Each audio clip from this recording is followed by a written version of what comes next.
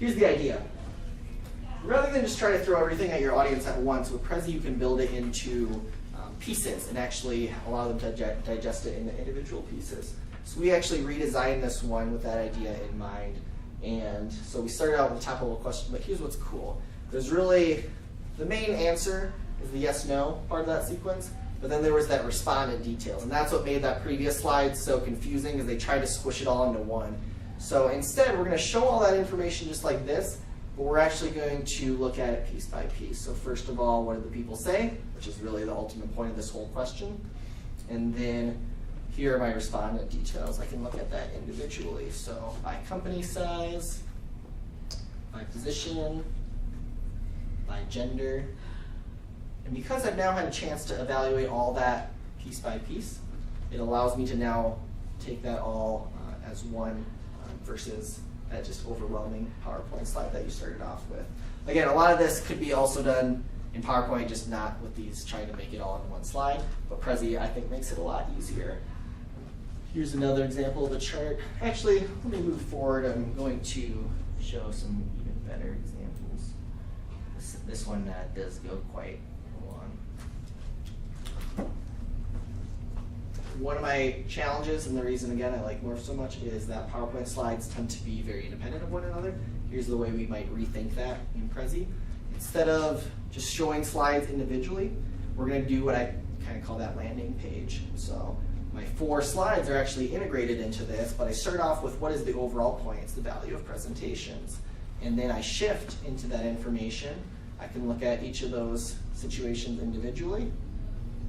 This was a case study about the value of presentations, naturally.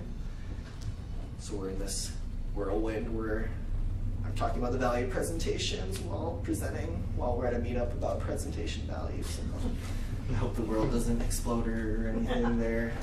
Value presentations, right? So you break it down, but it all comes together. We come back and we show that big picture versus just showing slides individually, where it's really hard to make that argument. I want to show 1 or 2 more examples. I feel like I'm harping on slides a little bit. This is moving away from data visualization and talking about concepts.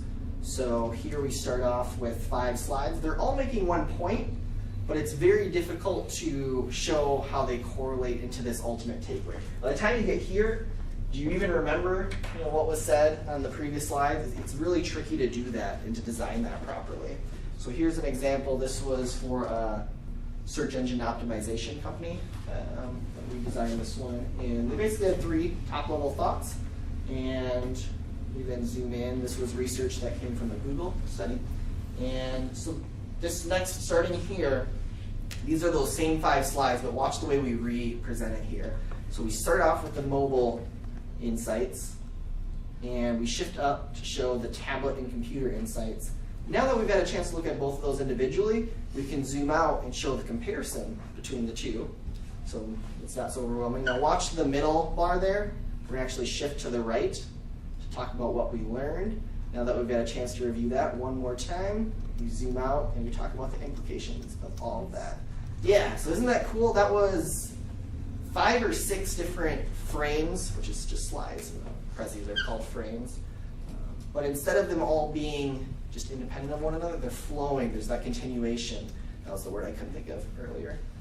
And now, just to further that, we finish section 1. Cool. We come back to our home screen, our big picture, and then we can move right into section 2 there.